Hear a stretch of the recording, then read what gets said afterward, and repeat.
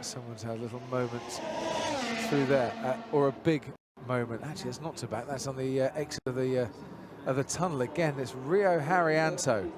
Now, Paul, we have seen a number of cars under braking, really struggling to keep control into that chicane. It's on the inside, isn't it? Yeah. Virtual safety car has been deployed.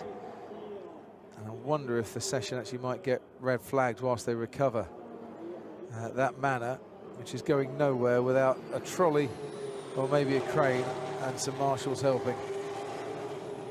Are you okay, mate? Yeah, I'm okay. See the tyre marks early on at the fair board. It's just shot across. I actually lost a car there in FP3. Fortunately, only damaged the nose, but that's went in quite hard. He was doing a good job as well. He was 1.9. It was a good step up with his teammate, wasn't he? 2.3 seconds. 2.3 seconds, yeah.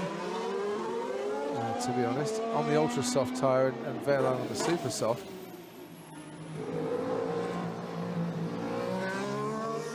But, as to what happened, we'll watch the replay.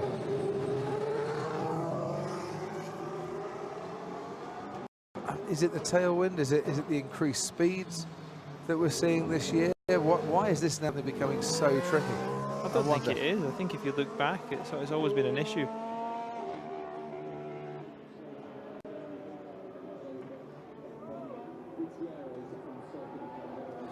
Just seems that we're seeing a lot more incidents coming out of that tunnel and breaking into the chicane. Ted, where are you at the moment?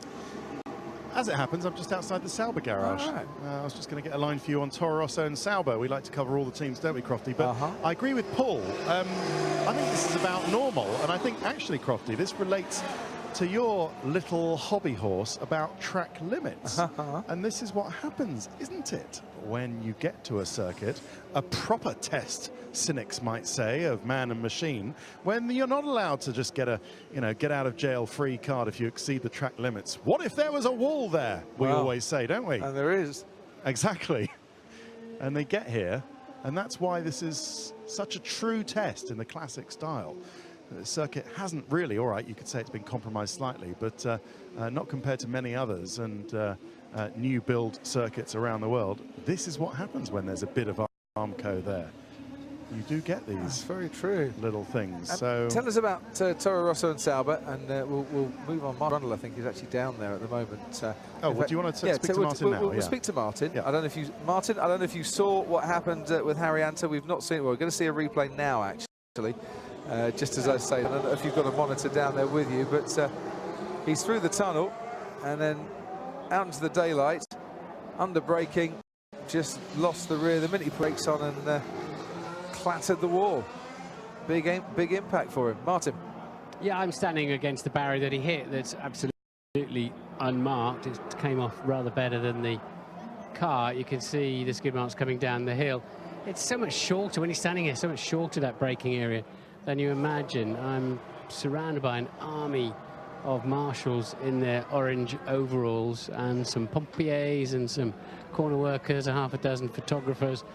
Cars still coming out of the tunnel with the virtual safety car flashing away.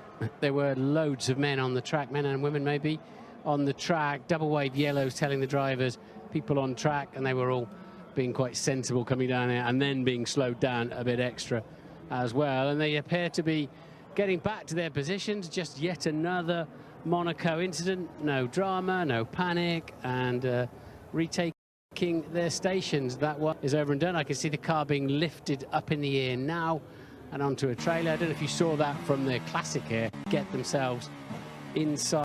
Oh, we've got a big collection of bits. Take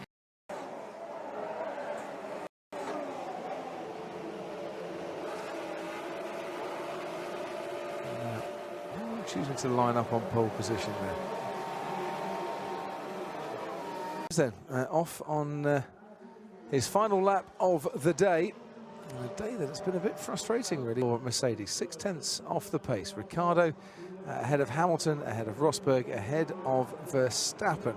Carlos Sainz has been in the top 5 in FP2 twice this year. Couldn't do it today. 6th fastest was his best. First time Kimi Räikkönen's been outside of the top 5. Williams have only been in the top 5 in FP2 once in the last 17 race weekends, and they didn't continue that little trend on, or did continue, I should say, that trend on today. Valtteri Bottas, 14th fastest. Felipe Massa, 16th fastest. Struggle for Sebastian Vettel, who went in at Mirabeau with the rear and clinked the Armco at Sandovo as well on the left-hand side. Pascal Wehrlein, still the best of all.